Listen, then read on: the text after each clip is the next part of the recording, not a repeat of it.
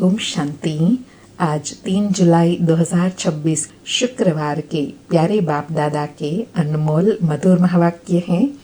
आज की मुरली के सार में सतगुरु बाबा ने स्मृति दिलाई कि सच्चा सच्चा सतगुरु एक बाप ही है।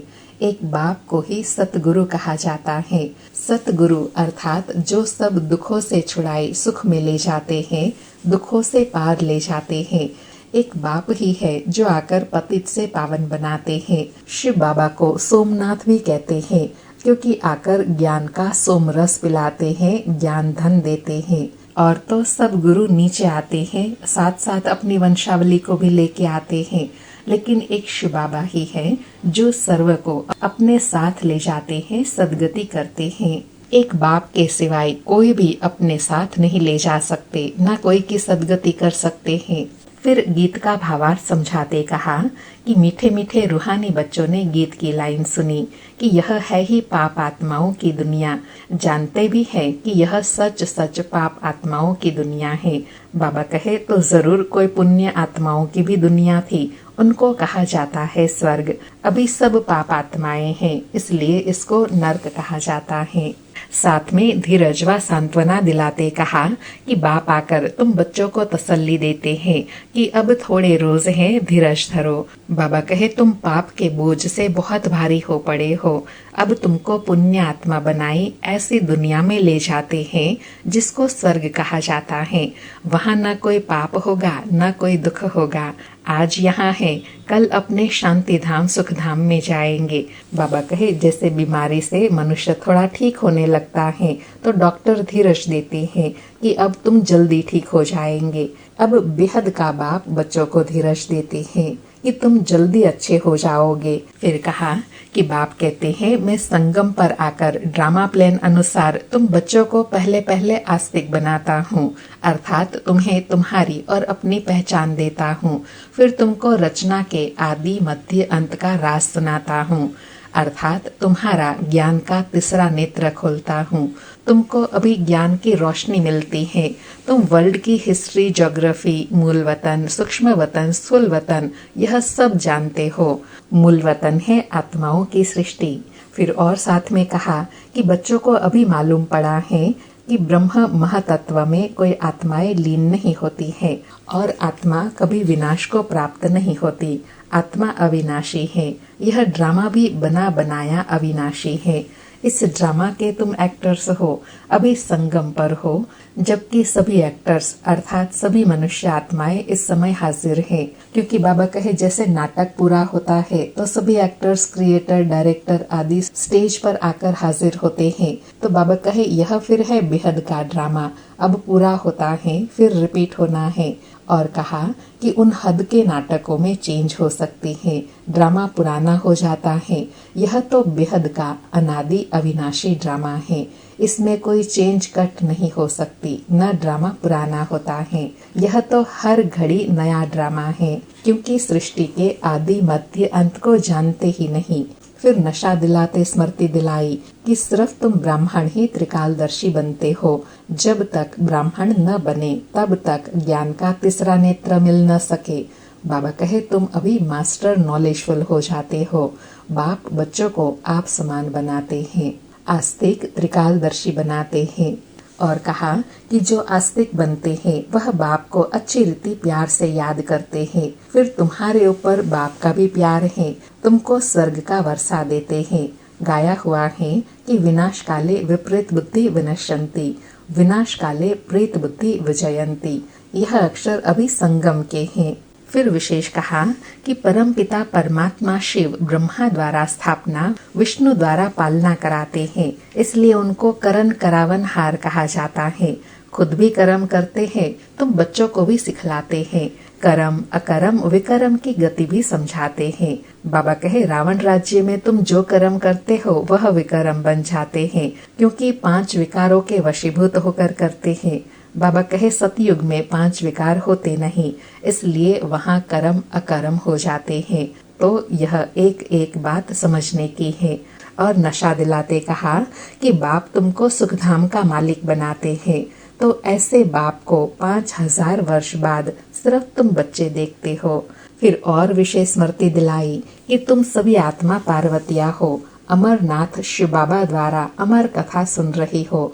तुम सच सच पार्वती बनते हो। सिर्फ बाप को याद करने से तुम्हारी आत्मा अमर बनती है, जहाँ दुख की कोई बात नहीं।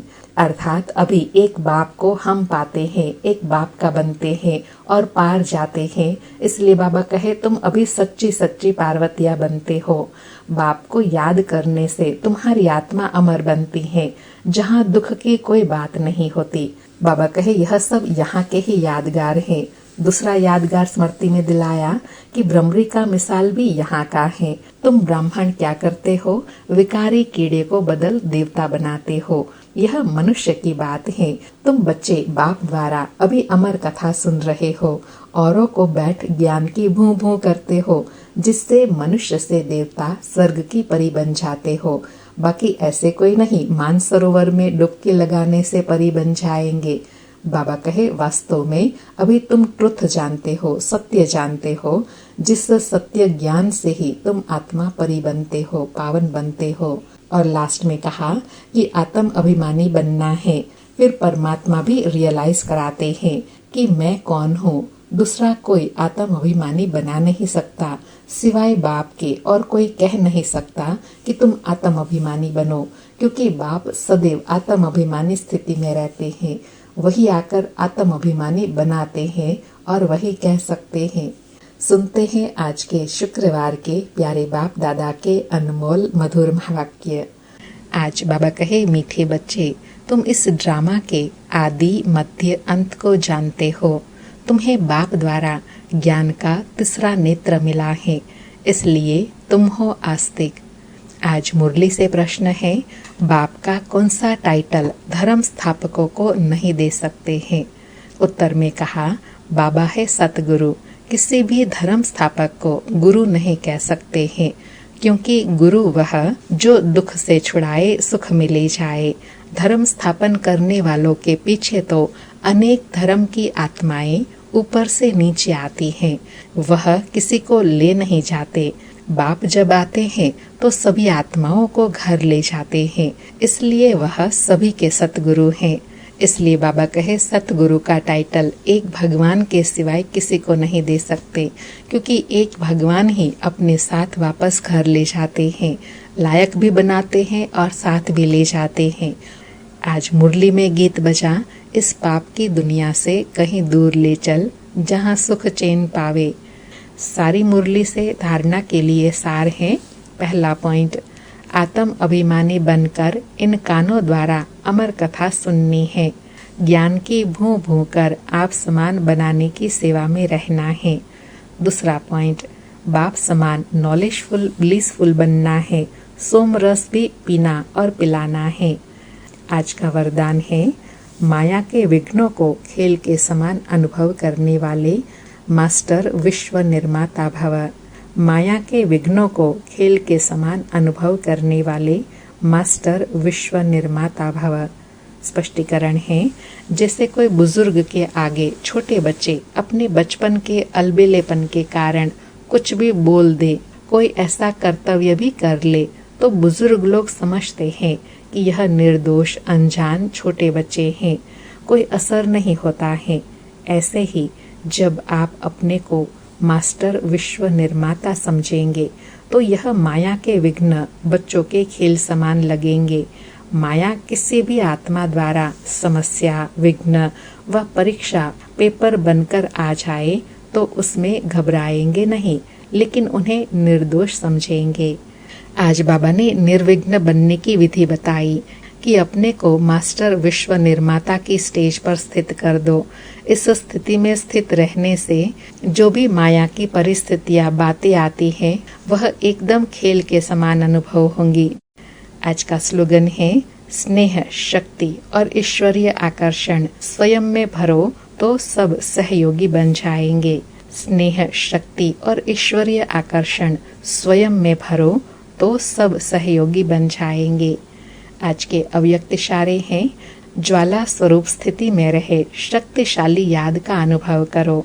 आज अनुभव करने के लिए कहा कि अभी अंतर्मुखी बन, आसुरी संस्कार, आसुरी स्वभाव सब कुछ भस्म करो। जैसे देवियों के यादगार में दिखाते हैं कि ज्वाला से असुरों का संहार किया। असुर कोई व्यक्ति नहीं, लेकिन आसुरी शक्तियों को खत्म किया। यह अभी आपकी ज्वाला स्वरूप स्थिति का यादगार है।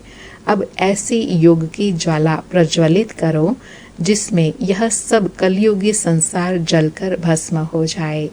बाबा ने स्मृति दिलाई कि जैसे देवियों को दिखाते हैं ना ज्वालामुखी असुर संहारनी, यह आपके अभी ही तपस्वी स्वरूप का यादगार है, जिस ज्वाला स्वरूप स्थिति में स्थित रहकर सारी पुरानी दुनिया के किचड़े को समाप्त कर सकते हैं। अच्छा, ओम शांति।